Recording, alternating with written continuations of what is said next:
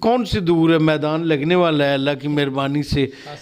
Election میں اسی polling station سے آپ نے پچھلا مسلم لیگ کا رزلٹ بھی دیکھا، کینٹ بورڈ کا بھی الیکشن کا رزلٹ مسلم لیگ کا دیکھا، اور پارٹی کسی الیکشن میں بائیکاٹ کرتی ہے تو ایز اے پارٹی ڈسپلن وہ تو ایک علیحدہ بات ہے۔ سیاست جو ہے یہ پبلک کے ساتھ رشتے کا نام ہے۔ بالکل ایسے ہی ہے، اور یہ رشتہ آپ نے برقرار رکھا ہوا ہے۔ یہ رشتہ جو ہے وہ رکھنا ضروری ہوتا ہے۔ بسم اللہ الرحمن الرحیم، السلام علیکم ناظرین، آپ دیکھ رہے ہیں پبلک پوائنٹ اور میں ہوں آپ کا میزبان سیف ملک۔ ناظرین، آج ایک بار پھر ہمارے ساتھ واک اینڈ کی نہایت مشہور و معروف شخصیت جناب حاجی عمر فاروق صاحب موجود ہیں۔ انتہائی پیار کرتے ہیں، محبت کرتے ہیں، اور بڑا محبت کا رشتہ ہے ان کے ساتھ، اور ساتھ ان کے سیکٹری موسیٰ خان صاحب وہ بھی ہمیشہ شانہ بشانہ رہتے ہیں ہمارے۔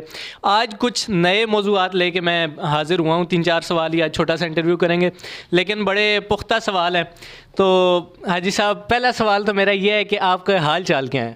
الحمدللہ جی، اللہ کا فضل و کرم جی۔ ٹھیک ہے، خیریت سے آپ؟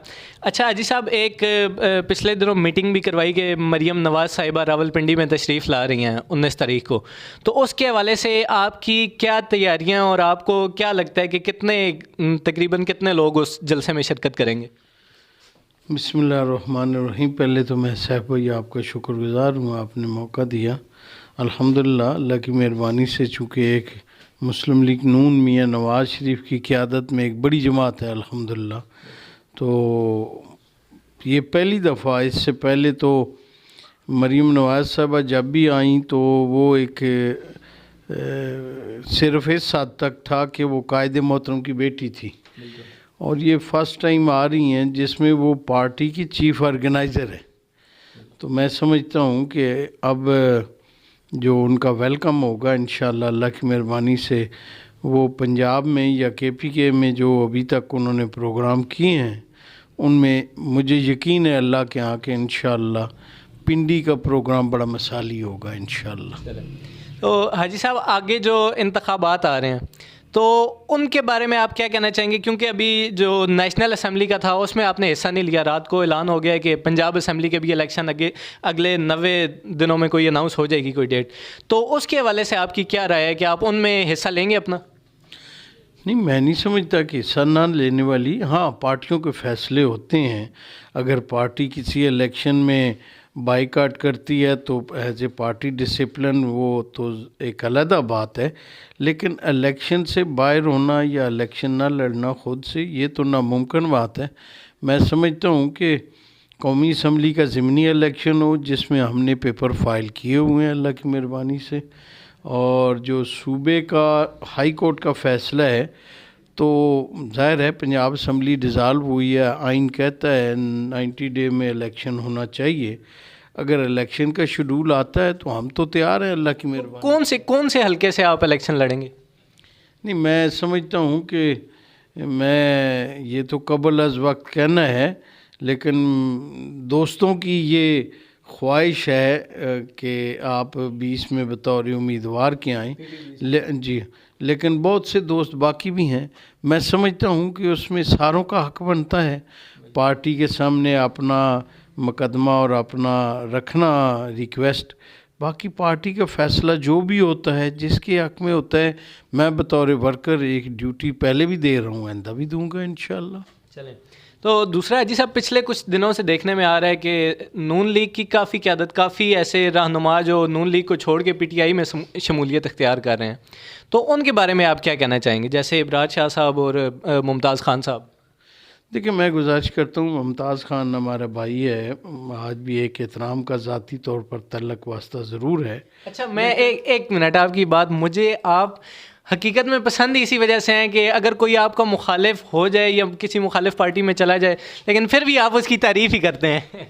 نہیں، تعریف تو ظاہر ہے کوئی نہیں، بحیثیت انسان تو سارے احترام کے مستحق ہیں، اور پھر جہاں بیٹھیں اور اچھا وقت گزرے وہاں اس اچھے وقت کو ذہن میں ضرور رکھنا چاہیے۔ کوئی ایسی بات نہیں، یہ تو ہر ایک کا اپنا ضمیر ہے اور اپنی سوچ ہے اور اپنے معروضی حالات ہیں، اس کے اندر رہ کے اپنے فیصلے کرتے رہتے ہیں سیاسی طور پر۔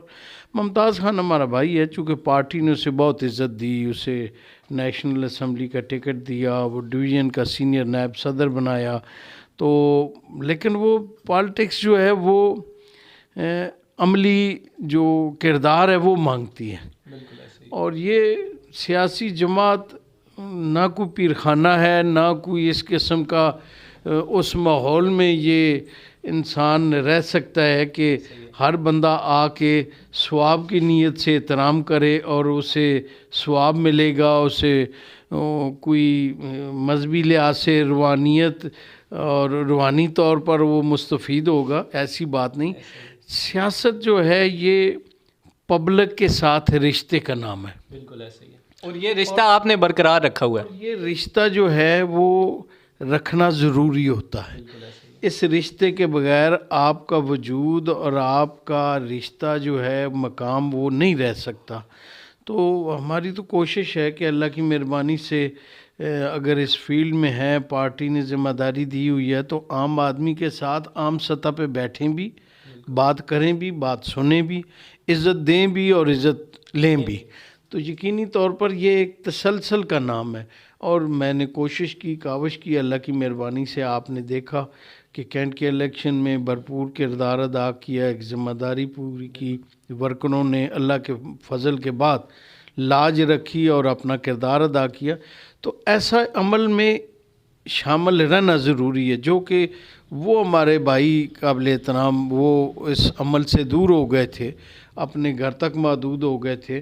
اور اب انہوں نے چونکہ مسلم لیگ نون کا کوئی عملی ان کے پاس کوئی رول ایسا نہیں وہ ادا کر رہے تھے، تو چلے گئے. اور جاتے ہوئے انہوں نے پارٹی پہ گلہ نہیں کیا، پارٹی پہ لیڈرشپ پہ گلہ نہیں کیا.